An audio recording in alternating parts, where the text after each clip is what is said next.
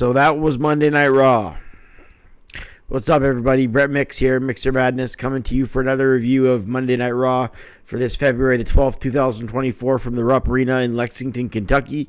Just want to say, first of all, this is my 500th video. So I want to thank everyone who's been a part of the channel. I just hit 275 subscribers this morning, so I wouldn't have thought of that 4 months ago when I started the channel. So thank you very much for that. It means a lot to me. Tonight's Raw wasn't very captivating, was it? Some good stuff in there, but nothing that gave me goosebumps. Nothing that really stood out as captivating television that would make you glued to your TV. I'm sure SmackDown will be exciting this Friday night with The Rock and Roman Reigns, but tonight, I don't know. And that sucks. It's unfortunate because I want to be psyched about these shows. I want to be excited for wrestling. But you can't tell me that tonight's show felt like WrestleMania season. No excitement, just formulaic and uneventful. Tonight we had matches advertised. Hopefully Cody would give us some answers from the loopholes that they still haven't covered with the storyline with The Rock and why he changed his opinion at the press conference in Vegas. So hopefully we get some answers on that. That's what I wrote in my notes before I coming into tonight's show. We opened the show with no pyro, just an outside shot at the Rupp Arena in Lexington, Kentucky, which they've been doing lately. Now that they don't have Kevin Dunn, they're doing new production. They're doing new production designs, the new shots. I've noticed they've made new trends, like walking towards the ring when you're backstage, but cutting a promo to the camera. That's one example of that. Another one is the long shots outside. They used to do that, but not as much as they do it now. And there was no pyro, so there was nothing to really get the fans excited for it from the beginning. You really want to start off on a good note with. That's why the Attitude Era, when Thorn in Your Eye would always play, we'd always jump up and down, and the pyros and the signs and the right? Now you just get Michael Cole saying, "Hello, everyone, this is Michael Cole, and tonight is Raw." And they're just an outside shot of the Rupp Arena, and then they go inside, and there's like half the crowd standing up going, "Yeah." It's not the same. So no pyro, just Michael Cole welcoming us, and we're not kicking off with a promo, even though this would totally be a Raw to kick off with a promo. It's WrestleMania season. There's that big press conference. There's all this commotion with Cody. It would be a good Raw to kick off with a promo and set us in for the night. But no, we get a 6-man tag instead. So ratings-wise, it's going to be an interesting strategy to see if they put a match over a promo. They don't have Monday Night Football to compete with anymore, so it's going to be interesting to see what happens. Kofi began with Kaiser in the ring. It's main event Jey Uso and the New Day against Imperium, Gunther and Imperium, Kaiser and Vinci. Kofi began with Kaiser as the fans chant New Day rocks. I'm just waiting for Kofi Kingston to take a suicide dive to the outside for our first commercial break, but thankfully we actually got some decent action. Kingston with a standing drop kick to Kaiser. Woods came in with a double team, and he slams his elbow down on Imperium, did Xavier Woods. Then Jey Uso came in with some Yee kicks. The fans chanted Yee each time he hit offense. He slingshotted into the corner. He got Gunther, but then Gunther played with his mind and tagged out. Gunther did that just to fuck with Jey Uso, but then he came back in the ring once Jey Uso was down and distracted from Vinci from behind. Then Gunther took it to Jey Uso before tagging out, and they cut off their half of the ring. So Jey Uso needed to make a hot tag. Kofi finally gets the hot tag, and Jey comes flying in with clotheslines. Kofi rather came in flying in with the clotheslines. Then Jey super kicked Kaiser and Vinci on the outside of the ring. Gunther then tags in and misses a chop, and Uso gets chopped as he hesitated, but between his Yee shots, and Uso spits like his cousin does with the fist before laying the smack down. Then Gunther elevated him to the outside apron, but clotheslines Gunther off the top with a lateral press. He kicks out. Gunther pinned Jey, and he kicked out. Gunther mocked Uso frog splash, but Jey got the knees up and then hit a spear. And a near fall as Kaiser was that close to the match being over. Vinci then comes in the end here with the powerbomb attempt. Then Uso and Vinci exchange boots to the face at a double team at one knee. Then Kofi with a somersault plancha to the outside. Main event Jey Uso with a frog splash. And Imperium goes down to main event Jey Uso and the New Day. 2 stars and 3/4 for that opening 6-man tag. I gave it. It was a pretty good match. Not great. Pretty good for their talents. If this was a match between some jobbers, I would give it maybe above 3 stars. But since the bar is already high because of the kind of workers the New Day and the Usos are, and Imperium, their quality level is expected to be higher. So that's why I gave it 2 stars and 3/4. We see the press conference clips from the upteenth time, and I'm sure they're going to play them again on SmackDown before the Rock and Roman show up Friday night. So we get to see that again. Now we have an Elimination Chamber qualifier between the almighty Bobby Lashley with the Street Profits versus Bronson Reed. This will be power on power. I made some Raw predictions in my preview, and I ended up getting them. Spoiler, I ended up getting them all right. Not that they were hard to predict, but this one, though, gave me the hardest choice. The Bronson Reed versus Bobby Lashley, but I said Lashley was going to win this morning on my preview show that I uploaded. He didn't go far in the tournament for the U.S. title number one contendership, so I figured they're not going to do Lashley dirty and have him not go far here either.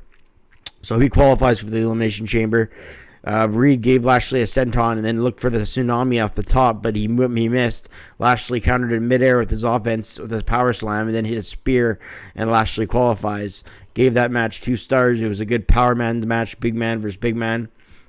No promos yet on this Raw, just 2 back-to-back matches, and we're 50 minutes into the show. However, they do a backstage segment of a previously recorded clip in an empty arena between Sami Zayn and Jackie Redmond. I guess they liked what they did last week in that empty arena. That promo that Jackie and Sami did last week, they did another version of it this week. Only the arena lights were off. And we'll see why in just a second, because Shinsuke Nakamura interrupted him, and there was no fans. So Shinsuke Nakamura, it's tough to take him seriously because he's been booked like a loser.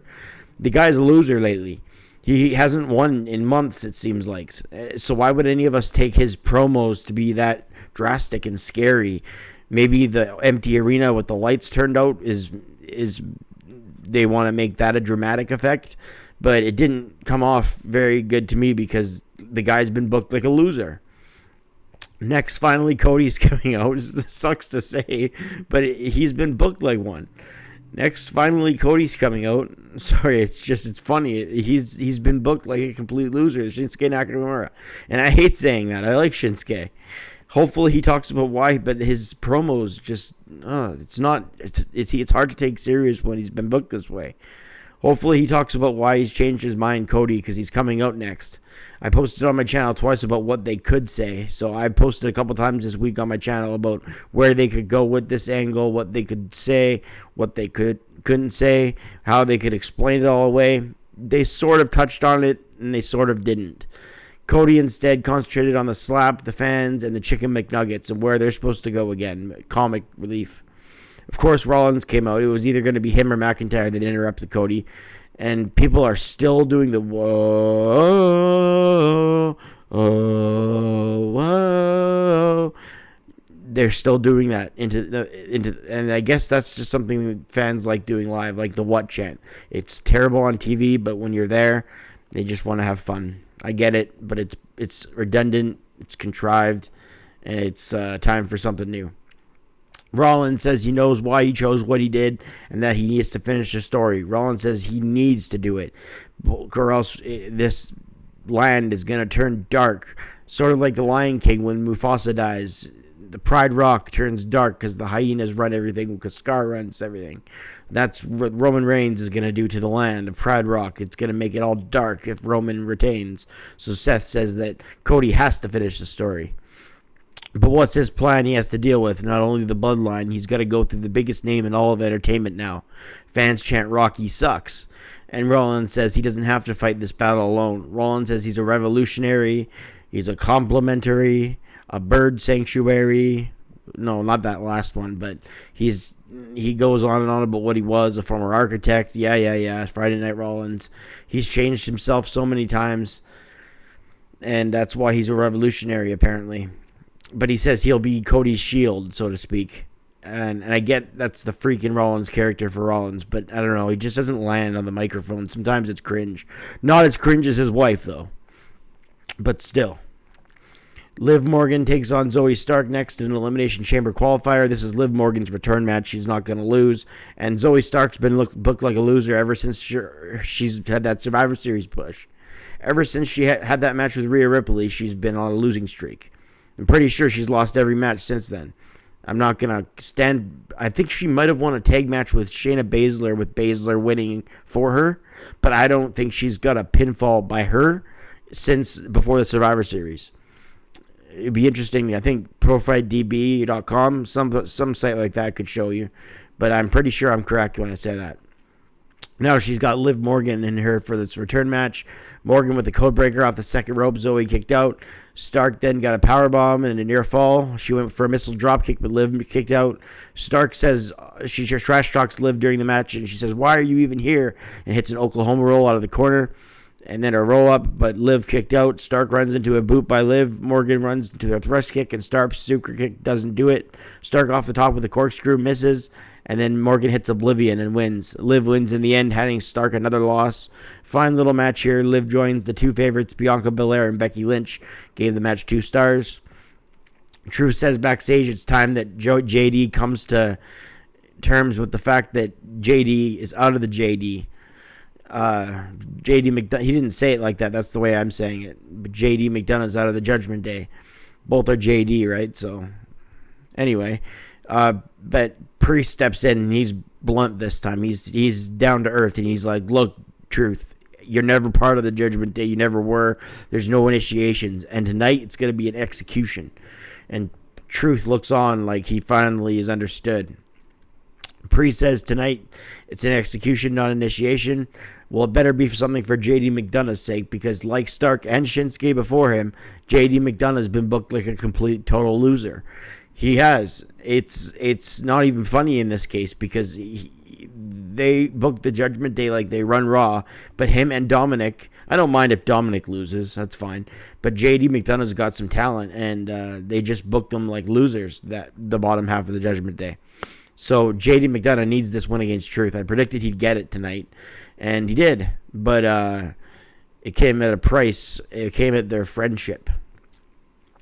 I don't know, between McDonough, Nakamura, and Stark, though, combined, it'd be interesting to count up how many wins those three have in the last 4 months. Ever since I started my channel 3 or 4 months ago, so it'd be interesting to see their records combined. R-Truth hits a bunch of John Cena moves back from the break. A 5-knuckle shuffle. McDonough wins with the devil inside. Finally, he gets a win. This win needed to happen. I rated it a 1.5 stars. After the match, they go to the Truth execution, but DIY come out with chairs, sending the Judgment Day outside the ring. And next week, there's going to be an 8-man tag. It's going to be DIY with the Awesome Truth against the Judgment Day in an 8-man tag. Next week, when Raw is from Anaheim, where Cody Rhodes will also take on Drew McIntyre in the main event. Cody shook Zayn's hand backstage, telling him that the crowd hasn't lost faith in him, and if he ever needs somebody to be there, he's there for him. We'll remember that for later. Now it's time for a segment with the mom, Becky Lynch. I knew she was going to go right in for a cheap pop. Whenever you go to a town that's not like New York City or Chicago, when you go to a town that's like a smaller city, but like compared to New York and Chicago, not small. I'm not saying Lexington, Kentucky is like small, but compared to the big cities it is. And it might be a small town, but in my example, it's compared to the big cities, it's small. And you always get a cheap pop whenever cities are like that, because the fans are all going to be like, "What? That's where we live." It's just like Hollywood Rock put it in that promo. "Yay, he said Toronto. That's where we live." That's a classic promo. Go back and watch Hollywood Rock in Toronto on YouTube. I'd recommend that for anyone. Oh, man, that's great stuff. Just thinking about that. Hopefully he goes back to that Hollywood Rock character. We'll see this Friday.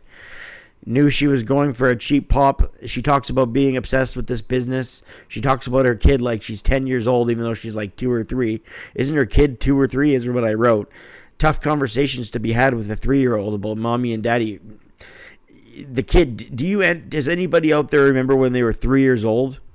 I don't know. I mean, you might remember like a house that you might have lived in that was different.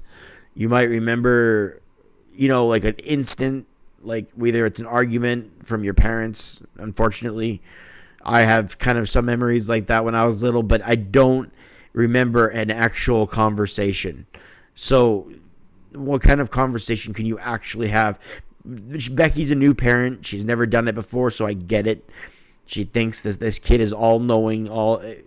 It's the girl, I think it's a girl, 2 or 3 years old, man. Like, you don't have to have the toughest conversations with her, but she wanted to make this promo emotional, and what was worse was Nia Jax came out Nia Jax pretended to have fake tears, and I was saying, good thing those tears were fake, because my God, that was some of the worst acting I've ever seen by Nia Jax. So, it's a good thing that it was fake on purpose. Nia Jax comes out and says, Becky, I know we've had our differences, but I need to talk to you. She gives an emotional promo about being a bomb that no one cared about. Nia Jax is just awful. Hearing her cry, knowing the tears were bogus, was a relief, because that was some of the worst acting I've ever seen. That's what I said. They keep building to this chamber match as if Becky's already won it, but as if she's already, not only that she's in it, but she's already won it pretty much before this even happened. Even at the press conference and Raw like a month ago, Becky said, I'll see you at WrestleMania to Rhea. So this is like, there's no point to Nia Jax. There is no point to the chamber. Becky is going to face Rhea. We already know. They keep building to this chamber match, and I feel bad for the other ladies inside. I mean, Bianca Belair is the only one that even has a chance in hell. It would be good if Liv Morgan had a chance, but that's not the way it is yet. Drew then cuts a promo, and this is the reason I hate his character. He wants to come off as an underdog now. He can't accept being a heel or a face. The guy had just, when he was booked as the Scottish psychopath, he would talk to Charlie Caruso all soft, like, yes, Charlie, yeah, I didn't know, Charlie. But now he's talking to Jackie Redmond all soft. I don't buy it. He's supposed to be a heel. Have him be a sadistic psychopath. Ivar versus LA Knight in the Elimination Chamber qualifier. LA Knight isn't given any mic time, but he's over as ever on his own. Ivar with a cannonball type move into the barricade as we go to commercial. When we come back, Cole is still talking about Valhalla's horns, even when she doesn't have them on. Knight jumped to the top rope and hit a superplex to Ivar, which was extremely impressive. Great agility by LA Knight to jump from the canvas all the way to the top rope and then give a superplex to a man the size of Ivar. Knight went for the BFT, but then caught a spinning heel kick by Ivar. Then looking for the Doomsault, Ivar missed LA Knight, and he had the BFT, and he's going to Australia. So LA Knight advances. I gave that match 2 stars and a quarter. Backstage, Adam Pearce has a segment with the ladies talking about what Chelsea Green referred to them as the loser battle royal. It's the last chance battle royal with all the losers in the match. Then Sami Zayn took on Shinsuke Nakamura. I guess the crowd just sings everyone's songs now. I think that's just a thing the crowds do now, right? They remind us Nakamura is a former Rumble winner and NXT champion, because when you haven't had a lot of wins lately, it's important to get pumped up that way. This is just boring. Both guys can wrestle circles around each other, but it's just, what's the story here? This is the main event, people. The main event of the flagship show of a multi-million-dollar conglomerate company, and this is the kind of shit they put in the main event. And we're expected to care. This is WrestleMania season. This is Raw. This is the main event.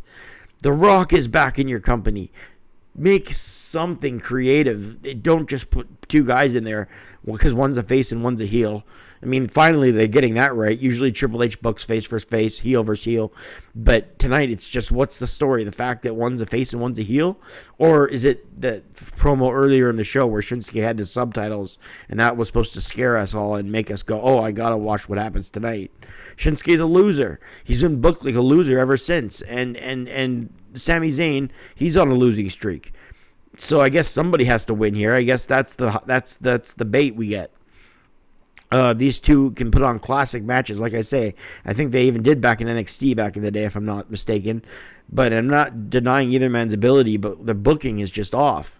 Zayn with a Michinoku driver couldn't put Shinsuke away. A somersault plancha to Nakamura, and that's the last commercial break we get. Then Sami Zayn hits a blue thunder bomb and gets a near fall.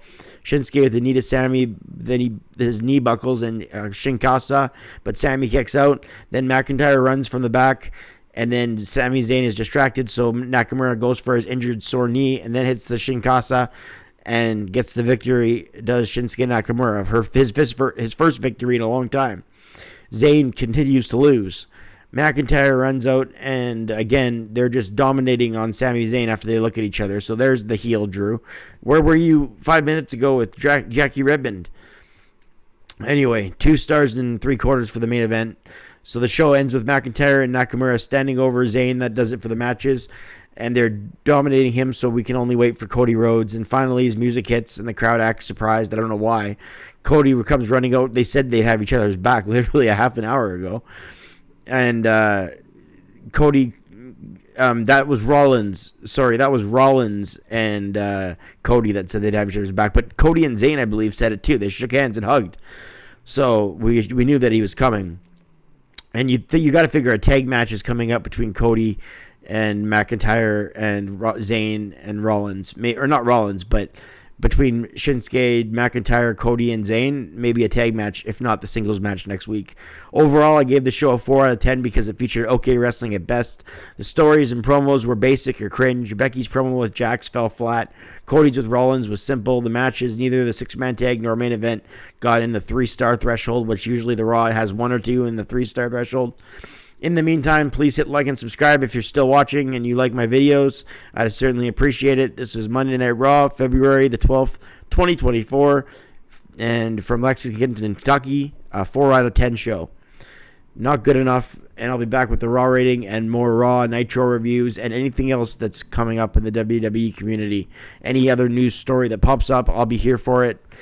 And we'll see you on the next video. So an underwhelming Raw tonight. That's what we got to call it. Underwhelming. That's the best word for tonight's Raw. I don't know. You might have seen it different. Let me know in the comments section below. I'm Brett Mix for this week's Raw, and I'm out.